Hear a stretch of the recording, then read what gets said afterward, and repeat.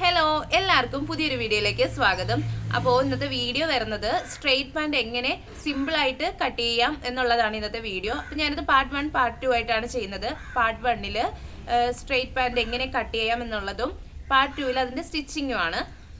ഇല്ലെന്നുണ്ടെങ്കിൽ length vice നമുക്ക് ഒരുപാട് കാണും, അതുപോലെ തന്നെ കണ്ടിരിക്കാനും ബുദ്ധിമുട്ടായിരിക്കും. സോ നമുക്ക് വീഡിയോയിലേക്ക് പോകാം. അപ്പോൾ ഞാൻ പാൻറ്റ് തയ്ക്കാൻ വേണ്ടി എടുത്ത ഈ ഒരു മെറ്റീരിയൽ ചുരിദാർ സെറ്റിൻ്റെ കൂടെ ഉള്ളതാണ്, 2 മീറ്റർ വരുന്നതാണ് കേട്ടോ. അപ്പോൾ നമുക്കിത് വെച്ചിട്ട് എന്തായാലും ചെയ്ത് നോക്കാം. ഞാനിതിവിടെ 4ആയിട്ട് ഫോൾഡ് ചെയ്തിട്ടിട്ടുണ്ട്. അതാ ഇവിടെ ഓപ്പണിംഗ് സൈഡും ഞാൻ ഇരിക്കുന്ന ഭാഗത്ത് ഫോൾഡിങ് സൈഡുമാണ്. അപ്പോൾ ഈ ഒരു ഓപ്പണിംഗ് സൈഡ് എൻ്റെ ഭാഗത്തേക്ക് ഞാൻ തിരിച്ചിടുന്നുണ്ട്. ഇങ്ങനെ ഇടുന്നുണ്ട്. ഇനി നമുക്കിതിൻ്റെ ഈ ഒരു തേര് ഭാഗം ഉണ്ടല്ലോ, അതായത് ഓപ്പണിംഗ് വരുന്ന ഈ ഒരു ഭാഗം, ഈ ഭാഗത്ത് ഒരു 1/2 ഇഞ്ച് ഇങ്ങനെ അടയാളപ്പെടുത്തണം. 1/2 ഇഞ്ച് അടയാളപ്പെടുത്തി താഴെ വരെ നമുക്കിതൊന്ന് അടയാളപ്പെടുത്തി ഒരു സ്ട്രെയിറ്റ് ലൈൻ പോലെ വരച്ചു കൊടുക്കണം.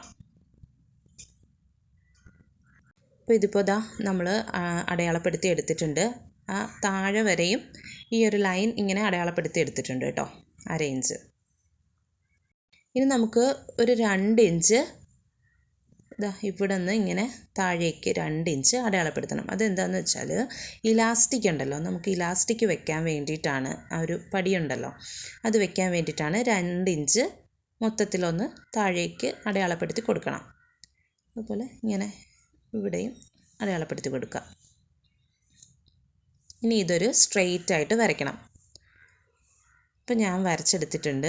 ഇനി നമുക്ക് വണ്ണം അടയാളപ്പെടുത്തി കൊടുക്കാം, അതായത് ഹിപ്പ് റൗണ്ട് അടയാളപ്പെടുത്തി കൊടുക്കണം. പലരും ഈ ഒരു അളവിന് വേണ്ടിയിട്ട് വേസ്റ്റ് റൗണ്ടാണ് എടുക്കുന്നത്, പക്ഷേ വേസ്റ്റ് റൗണ്ട് എടുക്കരുത്, ഹിപ്പിൻ്റെ സൈസാണ് എടുക്കേണ്ടത് കേട്ടോ.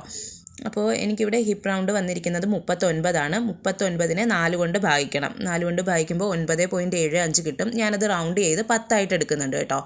അപ്പോൾ ഇവിടെ 10 അടയാളപ്പെടുത്തുന്നുണ്ട്. ഇനി ഒരു 2 ഇഞ്ച് ഞാൻ തയ്യൽ തുമ്പായിട്ട് ഇടുന്നുണ്ട്.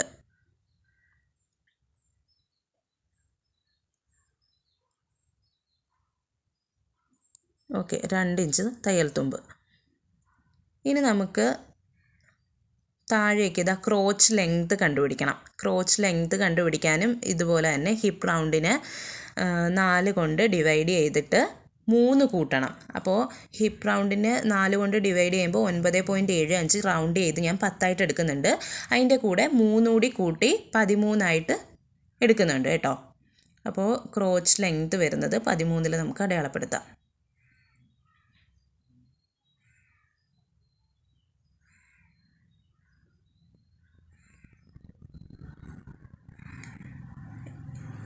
ഇനി ഇതൊന്ന് സ്ട്രെയിറ്റ് ആയിട്ട് വരയ്ക്കണം. ഞാനിതിവിടെ വരച്ചെടുത്തിട്ടുണ്ട്. ഇനി ഈ ഒരു ക്രോച്ച് ലെങ്ത്തിൻ്റെ ആ ഒരു എൻഡിൽ വെച്ചിട്ട് 2 ഇഞ്ച് നമുക്കൊന്ന് ഇങ്ങോട്ടേക്ക് വരയ്ക്കാം, മാർക്ക് ചെയ്യണം. ഇനി അതൊന്ന് സ്ട്രെയിറ്റ് ആയിട്ട് വരയ്ക്കാം. ഓക്കെ, ഇനി നമുക്ക് ഇതൊന്ന് ഒരു കർവ് പോലെ അടയാളപ്പെടുത്താം. ഒരുപാട് കുഴിച്ചങ്ങ് അടയാളപ്പെടുത്തേണ്ട, ജസ്റ്റ് ഇങ്ങനെ ഒന്ന് ഒരു ഷേപ്പിന് വേണ്ടിയിട്ട് ജസ്റ്റ് ഒന്നിങ്ങനെ ആക്കിയാൽ മതി. ഓക്കെ,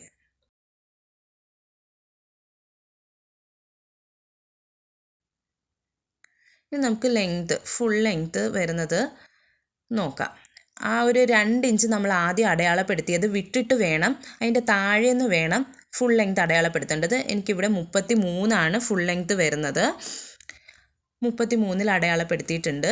ഇനി ആ ഒരു 3 ഇഞ്ച് ഞാൻ അടയാളപ്പെടുത്തുന്നുണ്ട്, തയ്യൽ തുമ്പും അതുപോലെ തന്നെ ഒരു ഓപ്പണിംഗ് വരുന്നുണ്ട്. അപ്പോൾ അതിനും വേണ്ടിയിട്ട് ഞാനൊരു 3 ഇഞ്ച് അടയാളപ്പെടുത്തുന്നുണ്ട്. അപ്പോൾ ഈ 33 അടയാളപ്പെടുത്തിയെടുത്ത് വെച്ചിട്ട് ഒരു സ്ട്രെയിറ്റ് ലൈൻ നമുക്ക് ഇട്ട് കൊടുക്കാം. അതുപോലെ തന്നെ അതിൻ്റെ തൊട്ട് താഴെ നമ്മളിപ്പോൾ ഒരു 3 ഇഞ്ച് അടയാളപ്പെടുത്തിയില്ലേ, അവിടെ ഒരു സ്ട്രെയിറ്റ് ലൈൻ നമുക്ക് വരച്ചു കൊടുക്കാം.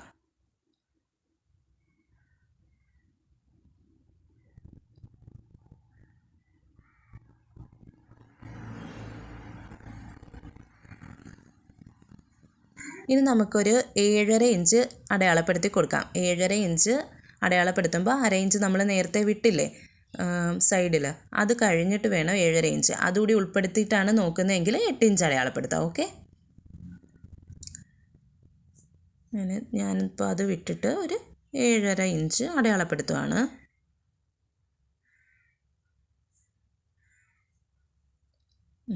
ഇനി 1 ഇഞ്ച് ഞാൻ തയ്യൽ തുമ്പിന് വേണ്ടിയിട്ട് 1 ഇഞ്ച് അടയാളപ്പെടുത്തുന്നുണ്ട്. അതുപോലെ തന്നെ താഴെയും അതുപോലെ തന്നെ അടയാളപ്പെടുത്താം. പിന്നെ താഴെ അടയാളപ്പെടുത്തുമ്പോൾ 1 ഇഞ്ച് തയ്യൽ തുമ്പിന് പകരം 1.5 ഇഞ്ച് തയ്യൽ തുമ്പ് വേണമെങ്കിലും ഇടാം. നമ്മൾ മടക്കി വയ്ക്കുമ്പോൾ ഒന്ന് കറക്റ്റായിട്ട് വരാൻ വേണ്ടിയിട്ട് അത് ഹെൽപ്പ് ചെയ്യും കേട്ടോ. ഇനി നമുക്കിതൊന്ന് ജോയിൻ ചെയ്തെടുക്കാം. ആദ്യം എന്താ ഒരു 7.5 വെച്ചിട്ട് നമുക്കൊന്ന് മാർക്ക് ചെയ്യാം, അത് ജോയിൻ ചെയ്യാം. അതുപോലെ തന്നെ സീം അലവൻസിലും ഒന്ന് ചെറുതായിട്ടൊന്ന് മാർക്ക് ചെയ്യാം. ഇനി നമുക്ക് ഈ ഒരു ഷേപ്പിന് വരച്ചെടുക്കാം. ഇവിടം വരെ ഈ ഒരു ഷേപ്പിന് നമുക്ക് വരച്ചെടുക്കാം. ഇപ്പോൾ ഇങ്ങനെ കർവൊക്കെ വരയ്ക്കുന്ന സ്കെയിലൊക്കെ അവൈലബിൾ ആണ്. അപ്പോൾ അതുള്ളവരാണെങ്കിൽ അങ്ങനെ ചെയ്യുക, നല്ല ഷേപ്പിന് നമുക്ക് എടുക്കാൻ പറ്റും. ഇല്ലാന്നുണ്ടെങ്കിൽ ഞാൻ ചെയ്യാറുള്ളത് ഈ ഒരു ക്രോച്ച് ലെങ്ത്ത് നമ്മൾ അടയാളപ്പെടുത്തിയില്ലേ, അവിടുന്ന് ഒരു താഴേക്കൊരു 10 ഇഞ്ച് 10 ഇഞ്ചാണ് ഞാൻ സാധാരണ ചെയ്യാറുള്ളത്. 10 ഇഞ്ച് അടയാളപ്പെടുത്തുക. അതിന് ശേഷം നമുക്ക് താഴേക്ക് ആ ഒരു പോയിന്റിൽ നിന്ന് താഴേക്ക് ആ ഒരു നമ്മൾ എൻഡിൽ വരച്ചതുണ്ടല്ലോ, അപ്പോൾ അവിടത്തേക്ക് വരെ ഒന്ന് അടയാളപ്പെടുത്തി കൊടുക്കണം, ജോയിൻ ചെയ്ത് കൊടുക്കണം. പിന്നെ മുകളിൽ നിന്ന് ആ ഒരു ക്രോച്ച് കർവ് വരച്ചില്ലേ, ക്രോച്ചിൻ്റെ ആ ഒരു കർവ് പോലെ വരച്ചില്ലേ, അവിടെ നിന്ന് താഴേക്ക് ആ ഒരു പോയിന്റ് വരെ അടയാളപ്പെടുത്തി കൊടുത്താൽ നമുക്ക് ഏകദേശം നല്ല രീതിയിലൊരു ഷേപ്പ് കിട്ടും. അപ്പോൾ അങ്ങനെ ചെയ്യാം. ഞാനിവിടെ ചെയ്തെടുത്തിട്ടുണ്ട്. അതുപോലെ തന്നെ ഈ മുകളിലത്തെ അതുകൂടി ഒന്ന് ജോയിൻ ചെയ്തെടുക്കുക. ആ ഒരു നമ്മൾ ഇലാസ്റ്റിക് വെക്കാൻ വേണ്ടിയിട്ട് 2 ഇഞ്ച് വിട്ടില്ലേ, അപ്പോൾ അവിടെ ഞാനൊരു ജോയിൻ ചെയ്യാൻ മറന്നുപോയായിരുന്നു. അപ്പോൾ അതുകൂടി ഒന്ന് ജസ്റ്റ് ഒന്ന് ജോയിൻ ചെയ്ത് കൊടുക്കുക. ഇനി നമുക്ക് ഇതിങ്ങ് കട്ട് ചെയ്തെടുക്കാം. അപ്പോൾ ഇങ്ങനെ നമ്മളിപ്പോൾ വരച്ചെടുത്തില്ലേ, അതുപോലെ അങ്ങ് കട്ട് ചെയ്തെടുത്താൽ മതി. ആദ്യം ആ 2 ഇഞ്ച് അടയാളപ്പെടുത്തിയെടുത്ത് നിന്ന് ക്രോച്ച് ലെങ്ത്തിലേക്ക് എടുക്കുക, പിന്നെ അതൊന്ന് ഒരു കർവായിട്ട് കട്ട് ചെയ്തെടുക്കുക. ഇതിപ്പോൾ ഞാനിങ്ങനെ പറയുന്നത് എന്താണെന്ന് വെച്ചാൽ, ഞാൻ വിചാരിച്ചതുപോലെ ഇത് നല്ല രീതിയിൽ തെളിഞ്ഞ് കാണുന്നില്ല. ഇത് ചോക്ക് മാറ്റേണ്ടതായിരുന്നു, വേറൊരു ചോക്ക് വെക്കേണ്ടതായിരുന്നു. ഞാൻ വിചാരിച്ചത് നിങ്ങൾക്ക് നല്ല രീതിയിൽ കാണാൻ പറ്റുമെന്ന്. അപ്പോൾ അതുകൊണ്ടാണ് ഞാനിതിപ്പോൾ ഒന്നുകൂടി പറയുന്നത്. ഇനി ആ ഷേപ്പിലൂടെ താഴേക്ക് എടുക്കുക.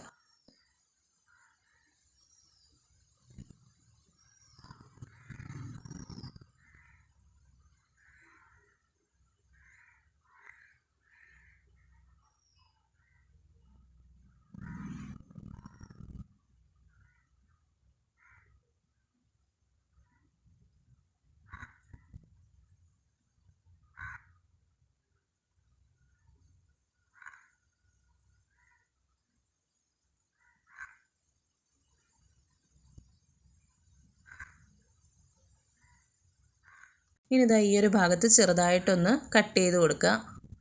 അത് ജസ്റ്റ് ഒരു നമ്മൾ മടക്കി അടിക്കുന്ന ഒരു ഭാഗമാണല്ലോ, അങ്ങനെ ചെറുതായിട്ടൊന്ന് കട്ട് ചെയ്ത് കൊടുക്കുക. ഇനി ഈ ഒരു ഭാഗം ഫോൾഡിങ് ആണല്ലോ, അപ്പോൾ ഇതൊന്ന് ഓപ്പൺ ചെയ്യണം.